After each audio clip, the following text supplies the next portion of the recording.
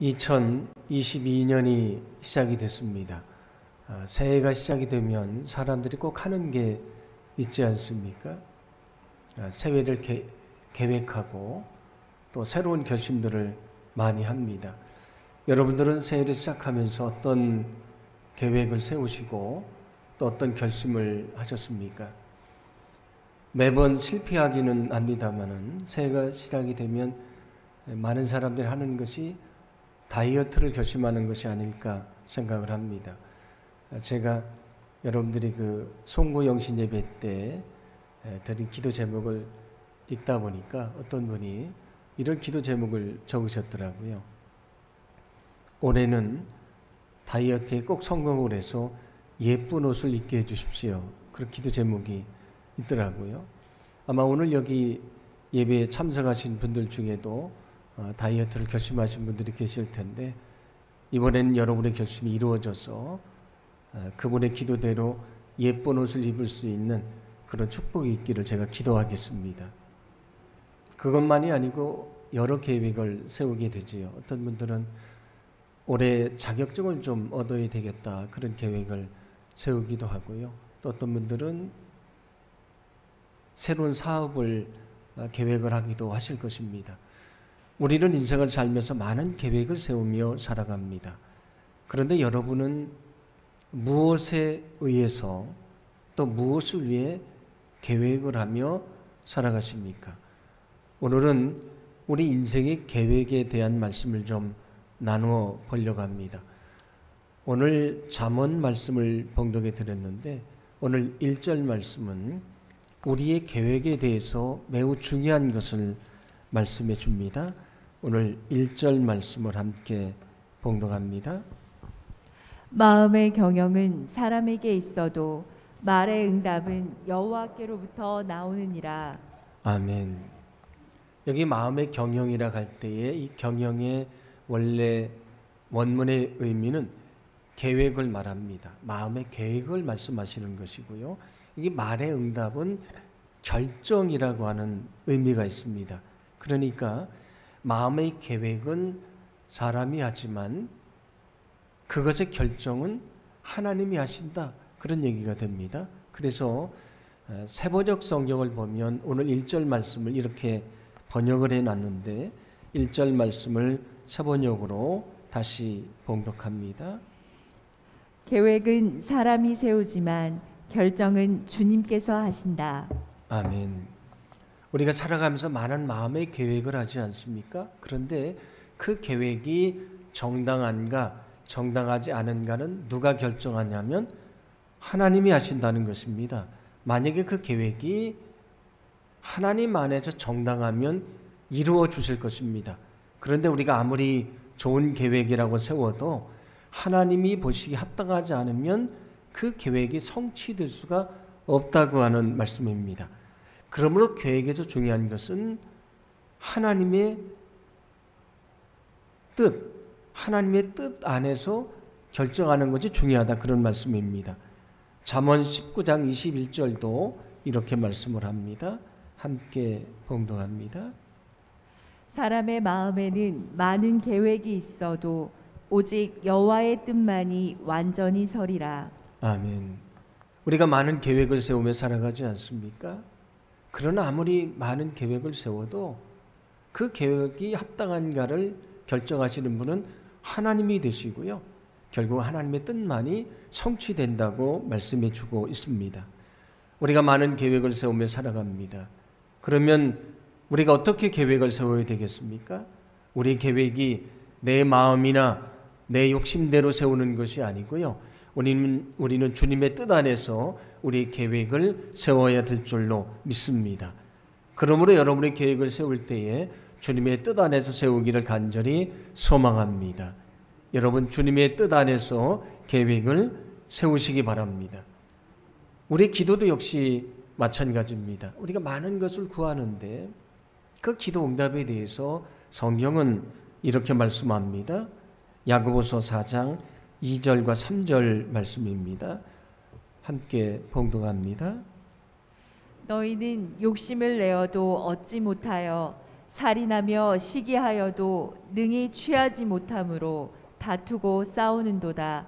너희가 얻지 못함은 구하지 아니하기 때문이요 구하여도 받지 못함은 정욕으로 쓰려고 잘못 구하기 때문이라.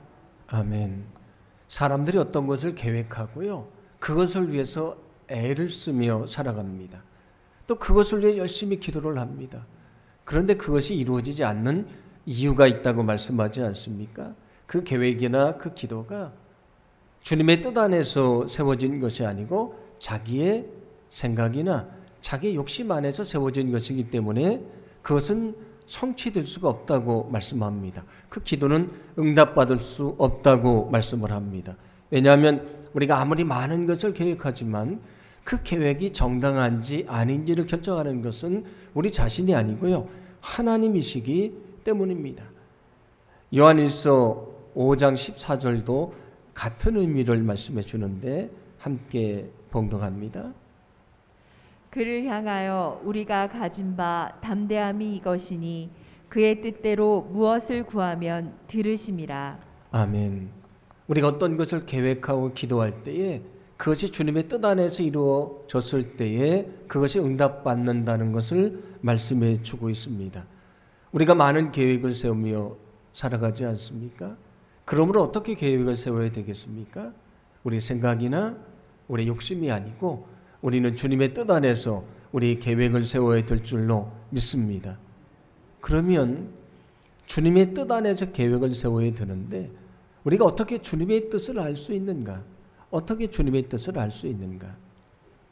조지 밀러라고 하는, 여러분들 잘 아시는 5만 번의 기도응답을 받은 사람이 있지 않습니까?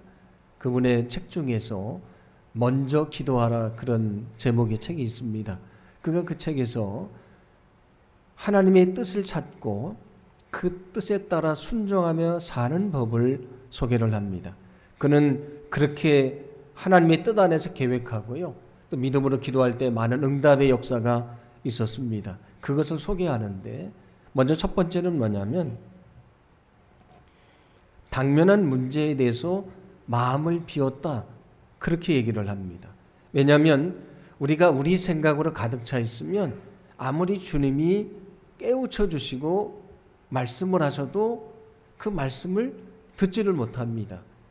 우리가 어떤 잡음이 있으면 누가 나를 불러도 그 부르는 소리를 듣지 못하지 않습니까? 하나님의 음성도 역시 마찬가지입니다. 내가 내 안에 내 생각이 가득 차 있으면 주님의 음성을 들을 수가 없는 것입니다. 그래서 예수님께서 제자들을 부르실 때에 첫 번째로 뭐라고 말씀하셨습니까? 내 자신을 부인하고 이어서 내 십자가를 지고 나를 따르라고 말씀을 합니다. 내 자신을 부인하라는 것은 뭐냐면 내 생각, 내 계획, 내 욕심을 다 내려놓고 나를 따르라, 그런 말씀입니다. 그림으로 비유를 하자면 우리는 우리 마음대로 계획이란 그림을 막 그려갑니다. 근데 그림을 그리다 보니까 그림이 문제가 생겼습니다. 그러면 그제서야 그 그림을 들고 주님 앞으로 오지 않습니까? 그리고 말하기를, 주님, 이 그림이 잘못됐습니다. 이 그림을 고쳐주십시오. 그렇게 기도할 때가 얼마나 많습니까? 그런데 우리가 주님의 뜻을 깨닫기 위해서는 우리가 먼저 그림을 그리는 것이 아니고요, 백지 상태에서 시작을 해야 된다, 그런 얘기입니다. 그리고 거기서 깊이 주님의 뜻을 깨닫고요, 주님의 뜻에 따라서 그림을 그려야 된다, 계획을 해야 된다, 그런 말씀입니다. 그래서 조지 밀러는 두 번째로 뭐라고 말하냐면 어떤 문제에 대해서 쉽게 어떤 생각이 들어도 쉽게 자신의 생각이나 감정에 따라 결정하지 않는다. 많은 그리스도인들이 오해를 하는 것이 있습니다. 우리가 하나님 앞에 기도할 때도 그렇고요, 계획을 세울 때도 이미 자기의 생각대로 계획을 세우고 기도 제목도 다 정해 놓습니다. 그게 하나님의 뜻이라고 이미 다 결정을 해 놓습니다. 그리고 하나님 앞에 엎드리지요. 그리고 열심히 기도를 합니다. 그러나 이미 자기의 생각으로 가득 차 있으면 하나님이 말씀하시는 것을 들을 수가 없는 것입니다. 근데 많은 그리스도인들이 자기의 생각을 결정해 놓고 그걸 하나님의 뜻이라고 오해할 때가 많이 있습니다. 그래서 그는 먼저 백지장대로 시작을 하고요.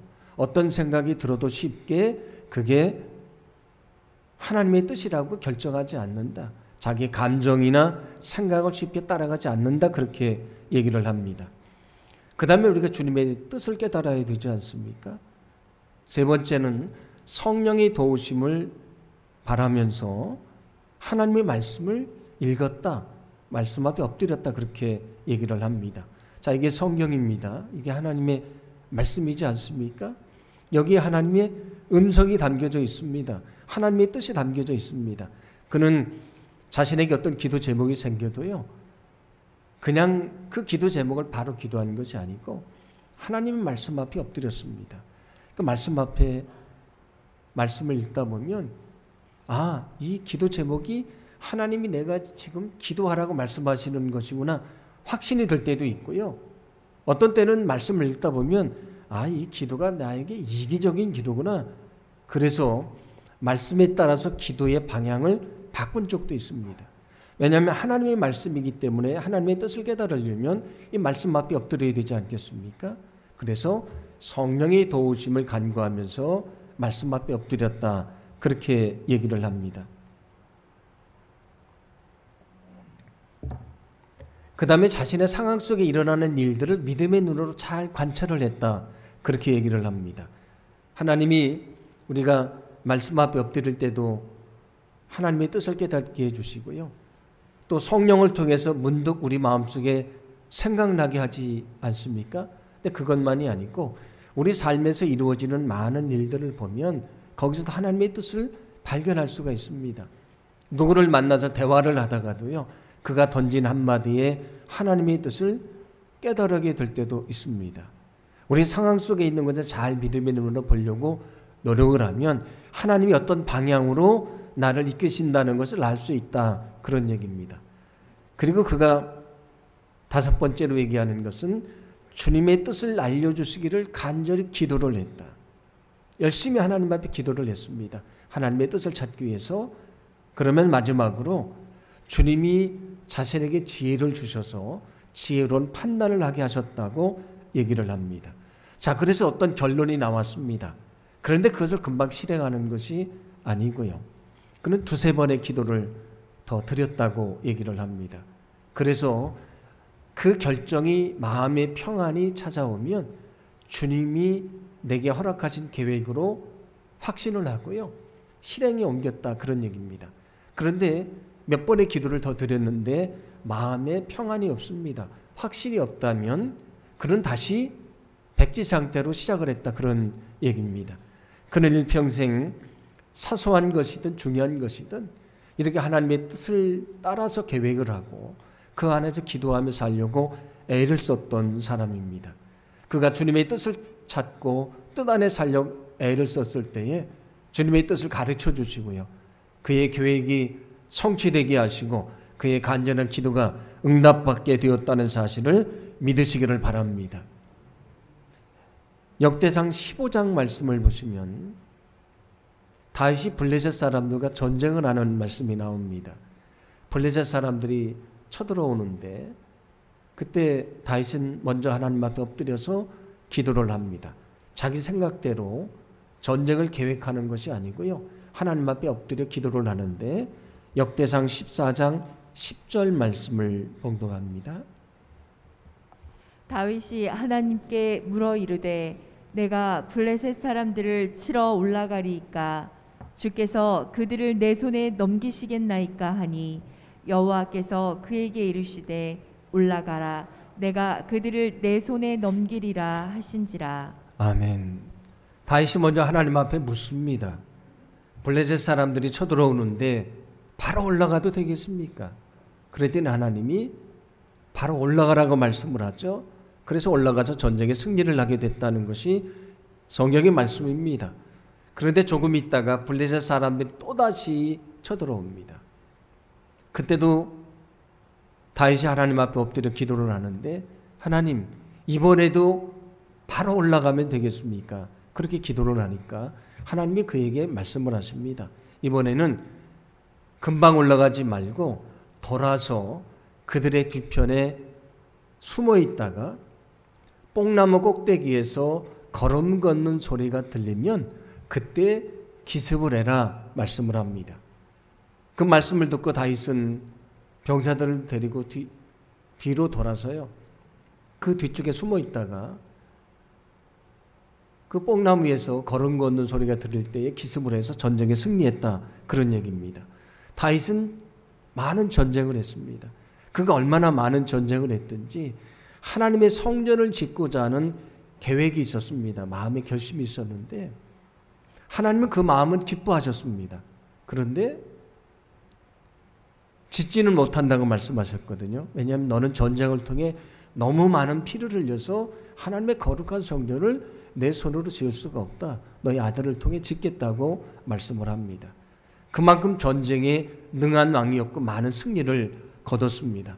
그런데 전쟁을 할 때에 자기의 경험이나 자기 계획이나 자기 생각대로 한 것이 아니고요. 먼저 하나님의 뜻을 물었고 그 뜻에 따라서 전쟁을 준비하고 계획할 때에 승리할 수 있었다고 하는 말씀입니다. 우리가 인생에 많은 계획을 세우며 살지 않습니까? 오늘 성경은 우리에게 계획에 대해서 아주 중요한 것을 말씀해 줍니다. 우리가 많은 것을 계획하지만 결국 그것을 결정하는 것은 주님이십니다. 그러므로 우리의 생각이나 우리의 욕심대로 계획을 세우는 것이 아니고 우리는 늘 하나님의 뜻을 찾고요. 하나님의 뜻 안에서 우리의 계획을 세워야 될 줄로 믿습니다. 조지 밀러처럼 여러분에게 사소한 일이든 중요한 일이든 먼저 성령의 인도하심을 간구하고요. 또 믿음으로 기도하고 말씀 앞에 엎드리고 우리 삶에서 이루어지는 것을 믿음의 눈으로 보고 날마다 주님의 뜻을 찾게 되기를 간절히 소망합니다. 그 뜻 안에서 우리가 계획하고 기도하고 믿음으로 나아갈 때에 그 계획이 성취되고요. 우리의 기도가 응답받는 놀라운 역사가 있게 될 줄로 믿습니다. 주님의 뜻 안에서 계획하라고 말씀드리지 않았습니까? 우리가 주님의 뜻 안에서 계획을 세웠다면 그러므로 그것은 이제는 내 계획만이 아니고요. 주님의 계획이 되는 것입니다. 내가 주님 안에서 세웠기 때문에 그것은 내 계획만이 아니고 주님의 계획이 됩니다. 그러므로 우리가 주님 안에서 계획을 세웠다면 그 다음에 우리에게 필요한 것은 무엇입니까? 그것이 주님의 계획이기에 이루어 주실 것이라는 확신을 가지고 주님에게 모든 것을 내어 맡기는 것입니다. 우리는 주님 안에서 계획하고 또 모든 것을 주님께 내어 맡겨야 될 줄로 믿습니다. 여러분 주님에게 모든 것을 맡기시기를 바랍니다. 그래서 오늘 성경 3절 말씀은 이렇게 말씀합니다. 함께 봉독합니다. 너의 행사를 여호와께 맡기라. 그리하면 내가 경영하는 것이 이루어지리라. 아멘. 내가 주님 안에서 계획했다면 모든 것을 내어 맡겨라. 그러면 너의 계획이 이루어지리라 말씀을 합니다. 왜냐하면 주님은 우리 삶의 주관자가 되시고요. 우리 인생의 주인이 되시기 때문입니다. 그러므로 나를 잘 아시는 주님이 우리의 계획이 성취될 수 있도록 인도하실 것이지 않습니까? 그러므로 여러분이 믿음 안에서 계획하시고 모든 것을 주님께 내어 맡기게 되기를 간절히 소망합니다. 시편 37편 5절도 이렇게 말씀합니다. 함께 봉독합니다. 내 길을 여호와께 맡기라. 그를 의지하면 그가 이루시고. 아멘. 제가 주님 안에서 계획했다면 그 계획은 내 계획만이 아니고 주님의 계획이라고 말씀드렸습니다. 자, 여기 뭐라고 말씀합니까? 그렇다면 내 길을 여호와께 맡기라. 그리고 너는 주님을 의지하라. 그러면 이루어 주시는데 내 힘이나 내 능력이 아니고요. 그가 주님이 이루어 주시리라고 말씀해 줍니다. 여러분 늘 주님 안에 계획하시고 주님께 모든 것을 내어 맡기기를 간절히 소망합니다. 그때 우리의 힘이나 우리의 능력이 아니고요. 주님이 이루어 주시는 놀라운 역사가 있게 될 줄로 믿습니다. 주님 안에서 계획하라 말씀드렸습니다. 그리고 모든 것을 내가 맡기라고 말씀을 드렸습니다. 여러분들도 주님 안에 계획하시고 주님께 맡기시고 그 일을 위해서 애를 쓰신 적이 많이 있으실 것입니다. 그런데 우리가 주님 안에서 계획하고요, 또 주님께 내어 맡김에 나아감에도 불구하고 우리에게 때로는 시련의 시간, 고난의 시간이 찾아올 때가 있습니다. 예상하지 못했던 인생의 장애물을 만날 때가 많이 있습니다. 그때 우리는 고민하게 되지 않습니까? 이게 정말 주님이 원하시는 뜻인가? 이게 정말 주님이 원하시는 길인가? 내가 잘못 생각한 것이 아닌가? 착각한 것이 아닌가? 이렇게 생각할 때도 있지 않습니까? 그러나 우리가 정말 주님 안에서 계획했다면 나의 계획만이 아니고 주님이 원하시는 계획이기 때문에 주님께서 그 모든 과정을 이겨내고 우리가 그 계획을 성취할 수 있도록 우리 삶을 인도해 주실 줄로 믿습니다. 여러분이 그 계획을 위해 살다가 때로 힘들고 어려운 일을 만날 때에 여전히 주님은 나와 함께 하시고 나의 인도자가 되어주심을 믿으시기를 바랍니다. 여러분, 주님은 우리의 인도자가 되어주시는 분이십니다. 때로 지치고 연약할 때에 여전히 우리를 인도하시는 분이 되신다는 것입니다. 그래서 오늘 봉독한 말씀 뒤에 나오는 9절 말씀 보시면 이렇게 말씀합니다. 함께 봉독합니다. 사람이 마음으로 자기의 길을 계획할지라도 그의 걸음을 인도하시는 이는 여호와시니라. 아멘. 우리가 우리의 계획을 위해 살아갈 때 때로 지치고 연약할 때도 있지만 그러나 끝까지 인도하시고 성취하게 하시는 분은 하나님이시다. 그런 말씀입니다. 여러분이 주님 안에 계획하시고 주님에게 내어 맡기지만 때로 그 길을 가다가 지칠 때도 있고요, 넘어질 때도 있고 인생의 장애물을 만날 때도 있습니다. 눈물의 시간을 맞이할 때도 있습니다. 그러나 그 계획은 나의 계획만이 아니고 주님의 계획이기에 반드시 주님이 인도하시고 그것이 성취될 수 있도록 역사해 주실 줄로 믿습니다. 시편 28편 8절과 9절은 그래서 이렇게 말씀합니다. 함께 봉독합니다. 여호와는 그들의 힘이시요 그의 기름 부음 받은 자의 구원의 요새이시로다. 주의 백성을 구원하시며 주의 산업에 복을 주시고 또 그들의 목자가 되시어 영원토록 그들을 인도하소서. 아멘. 주님이 우리의 힘이 되신다. 우리가 여러 가지 어려움을 당할 때 우리를 지켜주시는 든든한 요새가 되신다. 우리를 목자가 되어서 인도해 주시는데 어떻게 인도하신다고 말씀을 합니까? 영원토록 내가 너를 인도해 줄 것이다. 이게 주님의 약속입니다. 우리가 주님을 위해 살다가 때로 힘들고 어려운 일을 만날 때도 있습니다. 그러나 이런 주님의 인도하심을 믿고 확신하며 끝까지 주님을 신뢰할 수 있는 거룩한 믿음을 갖게 되기를 간절히 소망합니다. 이스라엘 백성들이 출애굽을 해서 가나안 땅에 들어가게 되지요. 그 가나안 땅에 들어가는 것은 사실은 이스라엘 민족의 계획이나 이스라엘 민족의 소원 이전에 하나님의 계획이시고 하나님의 소원이었습니다. 그 하나님의 뜻에 따라서 이스라엘 백성들이 출애굽을 하게 됐습니다. 그런데 하나님이 계획하시고 하나님이 인도하심에도 불구하고 그들에게 많은 고난의 시간이 있었습니다. 원래 애굽에서 가나안까지는 일주일이나 10일이면 갈 수 있거든요. 그들이 40년 동안 방황을 하게 됩니다. 목마름도 있었고요, 배고픔도 있었고 많은 위기가 있었지 않습니까? 그 고난의 시간이 많았습니다. 그러다 보니까 백성들이 어떻게 합니까? 힘드니까 하나님을 원망합니다. 도대체 이게 뭡니까? 우리를 가나안 땅으로 인도하신다고 했는데 왜 우리가 주님의 뜻에 따라 사는데 이런 고난이 찾아옵니까? 그래서 그 하나님을 버리고 금송아지 우상을 만들어 놓고 그걸 하나님이라고 생각하기도 하고요, 반란을 일으켜서 우리 애굽으로 다시 돌아가자 말하지 않습니까? 그들에게 시련의 시간이 찾아왔습니다.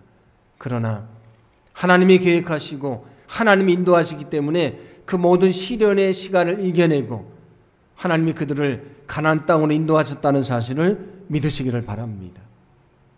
예수님이 이 땅에 오셨습니다. 뭘 위해 오셨습니까? 하나님의 계획을 위해 오셨습니다. 인간을 구원하는 것입니다. 그런데 예수님에게 어떤 일이 있었습니까? 사람에게 조롱을 당하고요, 멸시를 당하고, 그리고 죄가 없음에도 불구하고 죄인 취급을 당하고요, 심지어 사람들이 예수님을 때리고 예수님에게 침을 뱉고, 예수님이 십자가를 지고 걸어가는데 예수님을 조롱하지 않습니까? 그렇게 십자가에 달려 죽으십니다. 하나님의 계획을 이루려고 이 땅에 오셨는데 예수님의 고난받고 죽으십니다. 그러나 그것으로 끝난 것이 아닙니다. 하나님은 예수님을 살려주셨고요, 인류 구원의 역사를 이루어 주셨습니다. 우리가 주님 안에서 계획하고 주님에게 내어 맡기고 살아감에도 불구하고 우리에게도 여전히 고난의 시간이 찾아올 수 있습니다. 그러나 그것이 나의 계획만이 아니고 정말 주님의 계획이라면 반드시 주님이 이루어 주실 것입니다. 우리를 버리지 아니하실 것이고 외면하지 아니할 것이고요, 반드시 그 간절한 계획과 소원이 성취될 수 있도록 우리 삶을 축복해 주실 줄로 믿습니다.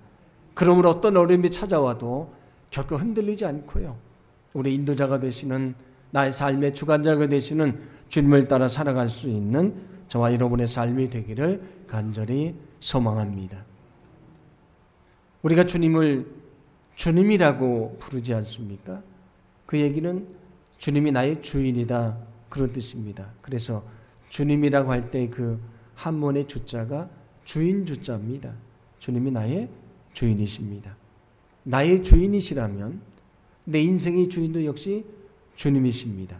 그래서 예레미야 10장 23절은 이렇게 말씀합니다. 함께 봉독합니다. 주님, 사람이 자기 운명의 주인이 아니라는 것을 제가 이제 깨달았습니다. 아무도 자기 생명을 조종하지 못한다는 것도 제가 이제 알았습니다. 아멘. 자기가 자기 인생의 주인인 줄 알았습니다. 자기 마음대로 계획하고 자기 마음대로 결정하고 살았습니다. 그런데 그가 고백합니다. 내가 내 운명의 주인이 아닌 것을 이제야 깨닫게 됐습니다. 인생의 주인이 누구라는 말씀입니까? 하나님이시라고 하는 고백입니다. 예수님이 들려주셨던 어리석은 부자의 비유를 우리는 잘 알지 않습니까? 많은 소출을 얻었습니다. 얼마나 많이 얻었던지 이미 지어진 창고에는 다 들일 수가 없습니다.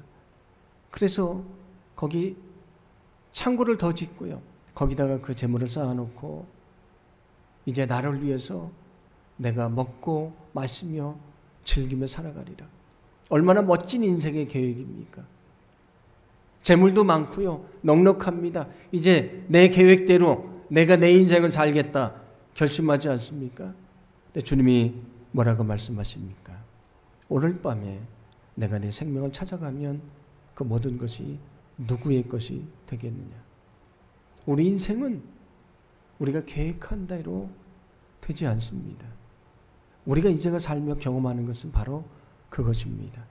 왜냐하면 내 인생의 주인이 내가 아니기 때문입니다.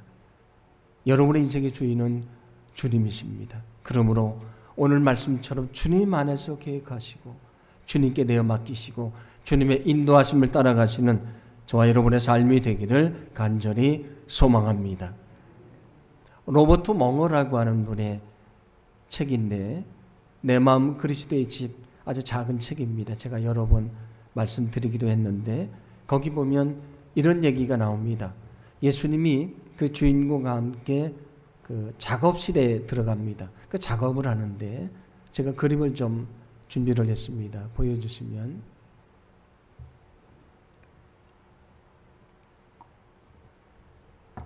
여기 지금 주인공이 작업대 앞에 있습니다. 그리고 뒤에 그림자처럼 보이는 것이 예수님이신데, 예수님이 이 능력의 팔을 벌리셔서 그를 감싸합니다. 그리고 손을 뻗치셔서 예수님의 손 위에 그의 손을 얹게 합니다.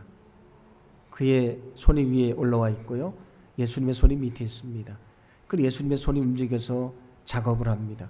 그는 자신의 손을 예수님 손 위에 올려놓고요, 예수님이 움직이시는 대로 따라서 그 손이 함께 움직입니다.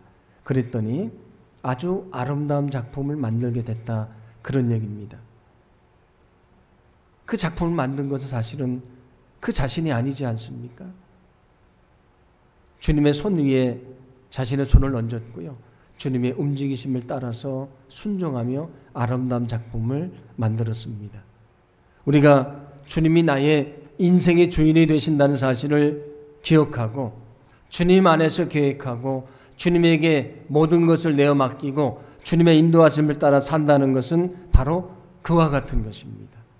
우리가 전적으로 주님을 신뢰하고 주님에게 내어 맡길 때에 주님이 역사하시고요. 주님이 이루어 주시는 하나님의 귀한 능력을 보게 하실 줄로 믿습니다. 우리가 한 해를 시작했습니다. 여러분들이 많은 계획을 세우셨을 텐데 또 세우실 것인데 오늘 말씀처럼 우리의 생각이나 우리의 욕심이 아니고요. 내 인생의 주관자가 되시고 내 인생의 주인이 되시는 주님 안에서 계획하기를 간절히 소망합니다. 만약에 계획하셨다면 주님을 신뢰하고 주님께 전적으로 맡기게 되기를 소망합니다. 때로 그 길을 가다가 힘들고 어려운 시간이 찾아오지만 여전히 주님이 함께 하시고 인도하심을 확신하시고 믿음으로 승리할 수 있는 저와 여러분의 삶이 되기를 간절히 소망합니다. 올 한 해 동안 우리의 계획과 우리의 간절한 기도와 우리의 모든 것들이 이루어지는 놀라운 주의 복을 얻을 수 있도록 역사해 주실 줄로 믿습니다.